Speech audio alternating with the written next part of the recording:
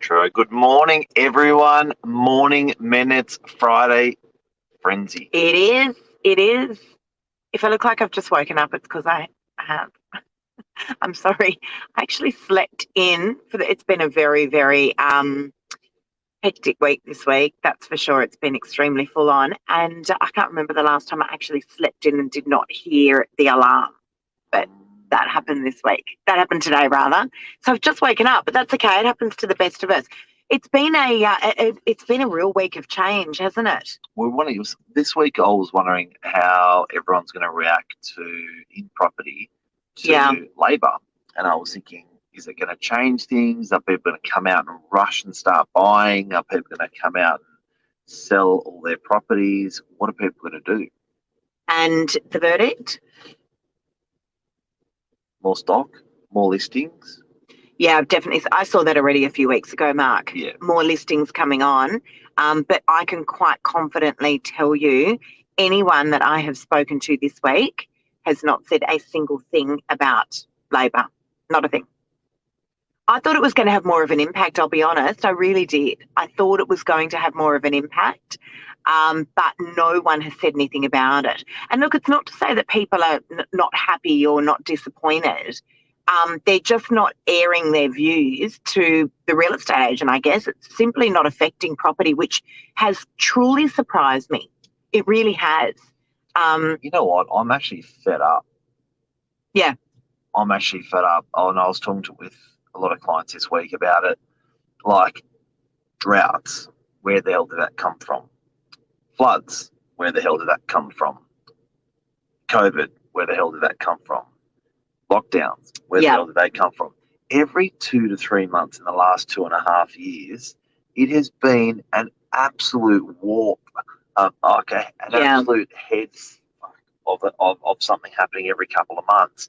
And it was like, and then the elections came, and it was like, really? Is there something again? Can't we just have like nothing happen, just stability, just like a cool, calm? I swear that over like major events over the last 5, 10, 15 years, GFC, was huge. And there was maybe something every 5 years, but this has been saying he one thinks it might crazy time. I agree with you. I agree. There's only so much a honey can bear, right? But Ben's saying I think it will take a few months for the actual Labor Party and the effect of what it may or may not have to trickle into the property market. And look, it's possible, right? And I think no matter what, Ben, whether Labor got in or Liberal got in, and believe me, I am definitely not a politician, nor am I much into politics, but I think no matter who got in, there's going to be an effect. There's no doubt about that. Yeah. Because there were changes that were going to happen no matter what, right? So it'll be interesting to see. It'll be interesting to see what happens to first home buyers. It'll be interesting to see if sellers are selling because Labor Party got in, and if that's going to have that type of effect. It'll be interesting to see if buyers will still buy because the Labor Party got in. But here's what I do know. People will always need to sell and people will always need to buy. That's the reality of it. I've had phone calls coming through this week from people for no particular reason whatsoever, just saying, look, we decided we're just going to get our property on the market. Spring is coming around not that far either, Mark. Yep. And that always rejuvenates the property market as well. Like it really does. Lots of people go, we're going to sell, the weather's going to warm up. That'll start taking place over the next few months. I think if you try to work out the future, work out the past. And I think if you look at people's property habits, look at history. Yeah, I think 50 years, 100 years, even 1,000 years or 2,000 years. Yeah. If you think out there that that can be undone after 2 years, I think you're wrong. And I think people's habits will go back to, what their status quo, what they're comfortable with and things like that. So property has always been the major asset, the biggest asset in the world. And that's why I do think that it just defaults back to that stability. It's how it makes you feel. It houses your family. It's a good thing. And look, I'm not here to talk property up, but I think just an observation that if you But if you look at, if you're trying to work out the last 2.5 years or every time a major event happens, I think history tells a beautiful story. Yeah, I agree. That's why we should be scared. And not only that, but it's been an incredible and tumultuous couple of years, and we keep coming out on top as a nation, as a country, as people. So it's just it obviously is just building us and making us stronger and making us more resilient. But definitely. I think people are more selling up at the moment because they've just had enough of life in general because of all the cards that we've been dealt rather than the actual government itself. And I know that there's people out there that are going to say that's not at all true. But the reality of it is that people have had a gutful. People are tired. They're really tired. As Mark said, so many events that we've had to deal with. And I think, touch wood, it'll be nice to just have a little bit of a breather. All right. And also, it's also the unknown, guys. Mark, it's that uncertainty as well, of people just not knowing who's going to get in, not knowing what effect COVID's going to have. Now we know that when we have an outbreak of COVID, what needs to be done, we know what the default position looks like. So, we now know what government's going to get in. All that talk, the amount of hours that we even spend just talking to people about what do you guys think about, if Labor gets in and what that's going to do to the property market. Yeah. The amount of hours, the conversations that are had. If you looked at media, and you looked at that chitter-chatter, all that talk that people are having, that chitter-chatter amongst themselves. I know when we do this show and we base it on what's in current media, it goes off even more nuts. People love that on the show. So people revel in that conversation that they're familiar with. It's just this constant evolving. No, that's right. Exactly. That's right. Exactly. Now, something I am observing, which is really freaking me out and it really interests me a lot, is this. You ready for it? Yes. Are you ready? Where's Ben's comment? Here. Newcastle still pumping in prices. Merewether got record sale at 10 mil yesterday. That freaks me out. Wow. So I've always been a massive advocate of Sydney property, Sydney property, Sydney property, Sydney property. Queensland goes, is too erratic, not reliable, this and that. I've got clients that are I can't believe it. They're taking a hit in Sydney. Since November, there hasn't been growth. That's now widely reported by RP Data and all the property houses. And then people are taking that money and they're saying, you know what? I've got a client that was buying in Bellingen, and I'd go onto the DY graph and you can see it come off a little bit. I'm saying to her, actually freshwater graph, she was in freshwater. And then I'm going, but she's going, nah. Look in Bellingen, has not gone down at all. Newcastle has not gone down at all. Yeah, Adelaide as well. I know WA's pumping too. So it's almost like weird that these areas. But will they? Absolutely. There you go.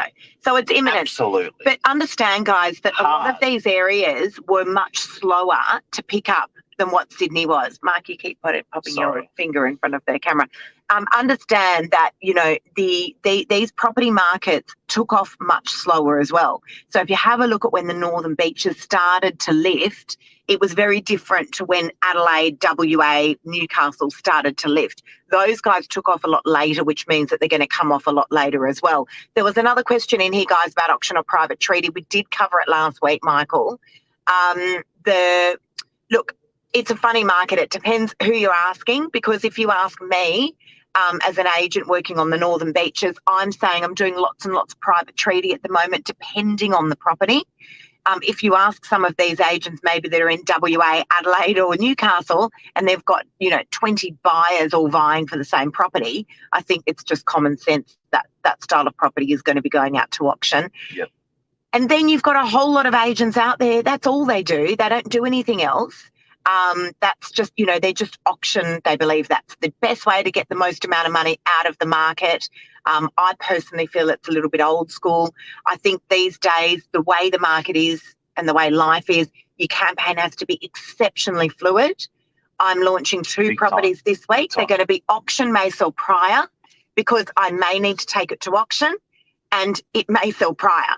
So, I think you've just got to make sure that you are, as an agent, that you have got that property under a microscope and you are tracking things like data, buyer feedback, watching what's going on with that market daily. Stay liquid. Stay liquid so that you can, it's Mark's favourite saying this week, so that you can advise your vendors daily on what's going on. You may need to change course very quickly.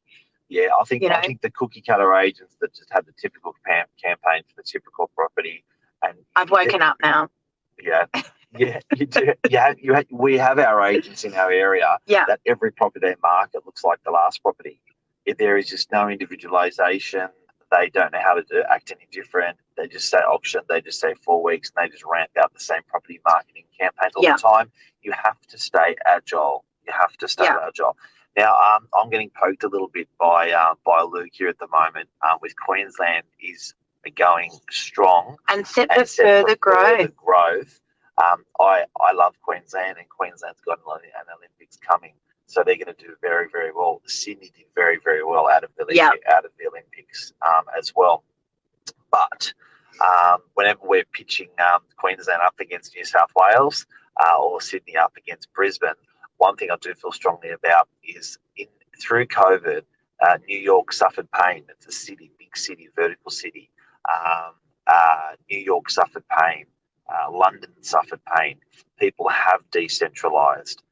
But I do believe people are tribal. Yeah. It's been going on for thousands of years. Centralisation is not a new thing, and decentralisation is a new thing. And I believe temporarily, it's temporary. If you just look at people's patterns of what they've done over long historic periods, they love centralising and dwelling towards cities. That is life, COVID or no COVID. People love it. It's not going to change people's, that much in people's DNA. And people, family, friends. You know what, Mark? People thought the CBD was going to. People thought the CBD of any city was going to shut down because during COVID, it did. Right, coffee shops had to close. Yep. There were no. I remember we would take walks through the city, and it would be an absolute ghost town. Now, guys, go take a walk through the city and see what the city looks like. It's back to normal. Yeah. It is more or less back to normal. People are fluid. And so the reality is we don't know what we don't know. And I had a client, Mark, that had contacted me. It would have been with one of our very, very first lockdowns, and he was selling this magnificent apartment in George Street. Do you remember that? Yep. It was absolutely beautiful. He had just finished spending a fortune on this incredible apartment, and he was literally going to be giving it away. And I said to him, I'll tell you what I would do. I would not sell this apartment. I would rent this out. He said, no. This place is never coming back. We're never coming back from this. People will never come to the city again to work. And I said, I disagree. I actually think it's going to come back a whole lot more than it ever did before, because I think there's going to be a whole big sense of community amongst the CBD. And that's what we're starting to see now here in Sydney. Yep. Right? We're seeing this, where people have got this flexibility. I don't know, it feels to me like it's more of an entertainment precinct than it ever was before. Yeah, I don't think combination with a working district. I don't think cities are necessarily going to do what they've always done. No. They're a different animal. I agree. But pretty passionate about it. And I do think the people that are leaving to go to regional areas of Sydney, I'm getting people coming back now. That's a first. Yeah. I'm getting people coming back saying, did it, great, got it out of my system, but school buddies, parents, kids, friends, like whatever, we tried it, we loved it, but we just didn't have that, from where we were. So I'm starting to see people coming back, which I've always traditionally seen. Yeah.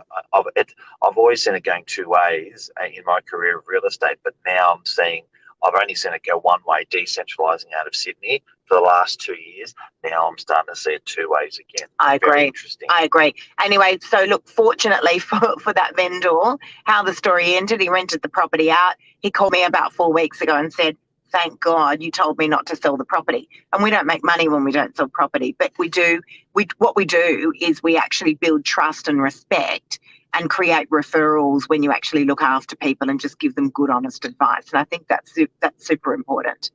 But the guy's made a fortune on that apartment. He was literally going to drop his pants with it. So, not literally, of course. All right. I think that's a wrap, is it? Literally, but not literally. Literally, but not literally. That's right. Have a great day. I hope we helped you telling you about what's happening on the ground in Sydney, in the Northern Beaches. Stay fluid. What a week, boys and girls, as well. My God, it's been quite the week. Nuts. All right. Thank you. That's it, guys. Have an awesome day. See ya. See ya.